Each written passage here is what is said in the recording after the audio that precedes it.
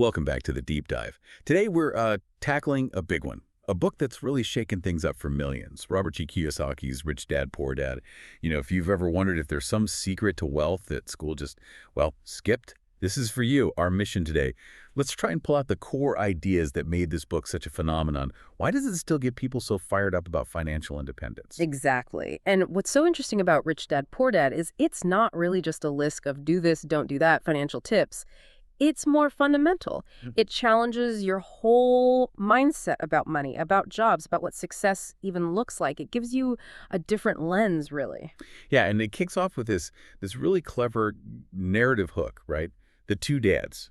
Kiyosaki talks about his actual dad, the poor dad, highly educated, very traditional, valued that job security, the steady paycheck above all. And then there's his best friend's dad, the rich dad, school dropout, built an empire, totally different focus.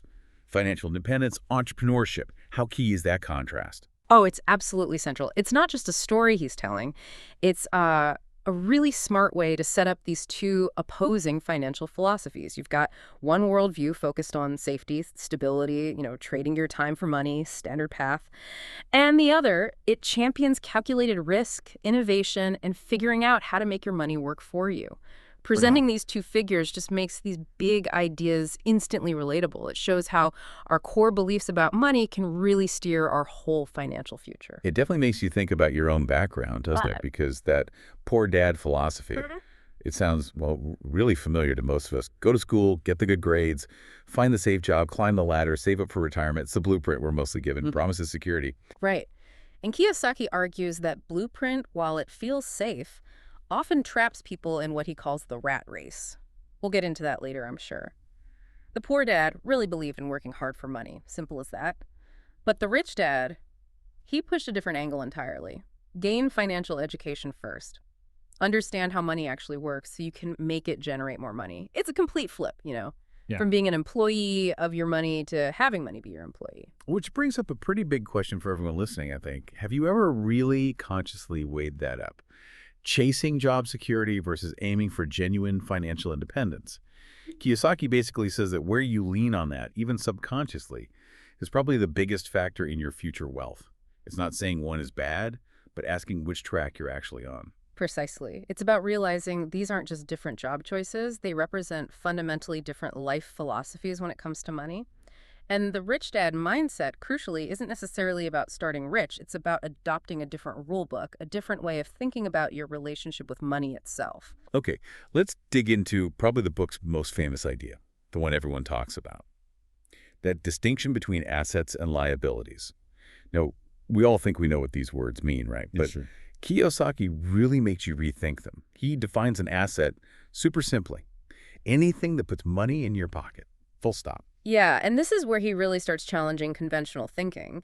Because, traditional accounting might list your house as your biggest asset, but Kiyosaki's rich dad would push back hard on that. Does your house actually put cash in your hand each month? Or does it consistently take money out? Mortgage, taxes, insurance, upkeep, you know the drill.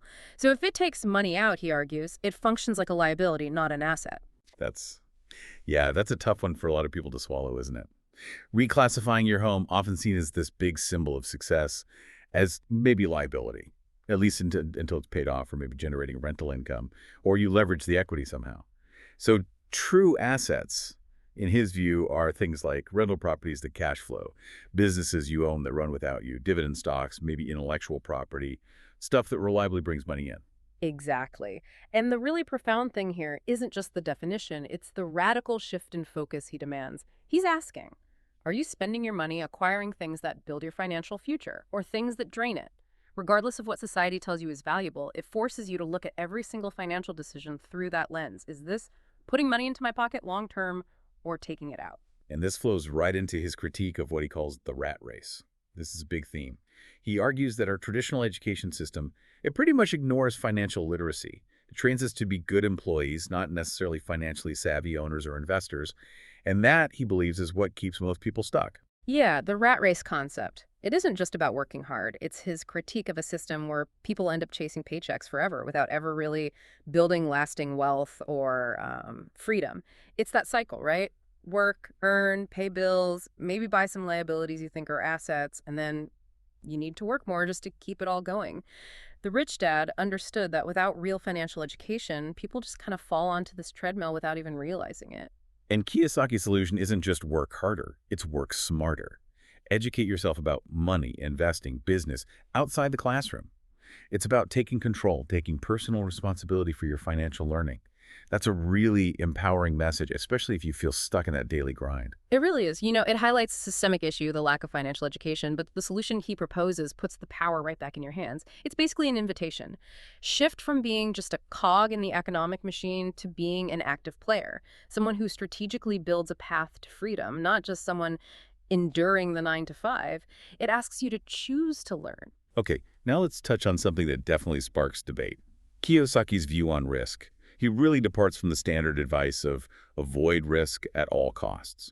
He doesn't say be reckless, but he champions what he calls calculated risks as essential for building serious wealth. Right. And that idea of calculated risk is tied directly to that rich dad philosophy of making money work for you. It directly counters the poor dad's focus on absolute safety. It's about taking action, isn't it? It means getting past that deep-seated fear of failure most of us have, viewing mistakes not as disasters, but as, well, tuition, as learning opportunities. The rich dad apparently learned from every single outcome, good or bad. And it makes you wonder, right, how many of us, maybe without realizing it, still make financial choices based on that poor dad fear, prioritizing safety above potential growth. Kiyosaki really pushes you to analyze opportunities, understand the risks, yes, but then be willing to take that measured leap when the potential reward justifies it, to innovate, create, not just consume. Exactly. And it's not about telling you to, bet the farm on some wild scheme tomorrow. It's about arming yourself with enough financial intelligence to actually evaluate risk properly, to see the difference between a blind gamble and an informed, potentially asymmetric bet. It's this dynamic process. Learn, act, see what happens, adjust, learn by doing, basically. So let's step back. Why has this book resonated so much for so long?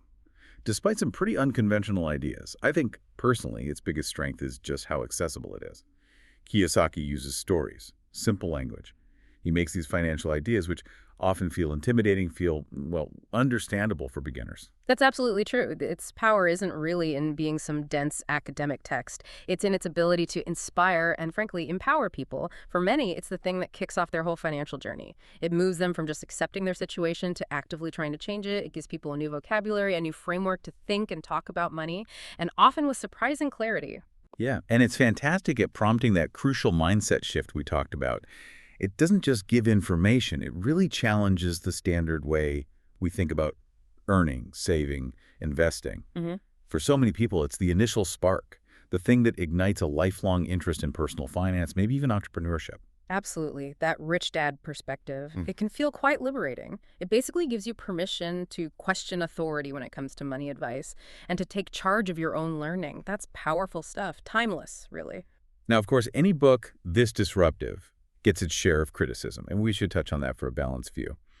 While people love the big ideas, a common critique is that it lacks specific step-by-step strategies. It tells you what to think, but maybe not exactly how to do it. That's a fair criticism, yeah. Kiyosaki lays out the philosophy, the why, but not so much the detailed how-to blueprint for, say, analyzing a specific real estate deal or stock. It definitely encourages you to go learn more elsewhere. It's meant to be a starting point, a catalyst, not the complete instruction manual. And then there's the whole anecdotal approach critique. Some people question if the rich dad was even a real single person. They see the stories more as parables. Now, while some see that as a flaw, does it actually lessen the impact of the lessons themselves, do you think, for someone trying to learn? I don't really think it does. Whether Rich Dad was one guy or a composite or even partly fictional, the lessons embedded in those stories, they still hold water. The power of a good parable is exactly that. It uses a simple story to convey a deeper truth, makes it memorable, makes it stick. For someone listening and learning, whether the dad was literally real is probably less important than understanding the concepts he represents. Good point. And the final big criticism, oversimplification. Yeah. Some argue that, the real world of finance, risk, markets, starting a business. It's way more complex than the book sometimes makes it seem. It's not always just black and white, asset or liability. And that brings up an important point about context, doesn't it? The book simplifies things for impact, absolutely, but Maybe that's its strength as a starting point. It gets the conversation going. It pushes you to start digging deeper into financial literacy precisely because the real world is complex. It gives you that initial framework, right? Which you then need to fill in with more practical, nuanced knowledge. Investing is complicated, but the book gets you asking the right fundamental questions first. Right. So as we wrap up this deep dive, it feels pretty clear that Rich Dad, Poor Dad isn't really meant to be your final investment textbook. It's much more about being a catalyst, a powerful nudge towards a totally different mindset about money. Its lasting impact seems to be in how it challenges that financial autopilot many of us are on, and really empowers you to take an active, informed role in building your own financial future. Absolutely. That core message holds up. Your financial path is hugely influenced by your mindset and whether you truly understand how money works. Or doesn't work for you. It's really an invitation, isn't it? To cultivate that financial literacy and start making proactive choices. So maybe building on this discussion, here's a thought to leave you with. What's one piece of conventional financial wisdom, maybe something you've always just accepted, that you might be willing to challenge or re-examine in your own life starting today, using that rich dad lens? Ooh, that's a good challenge, something to chew on. Keep those curious minds working, everyone, and we will catch you on the next deep dive.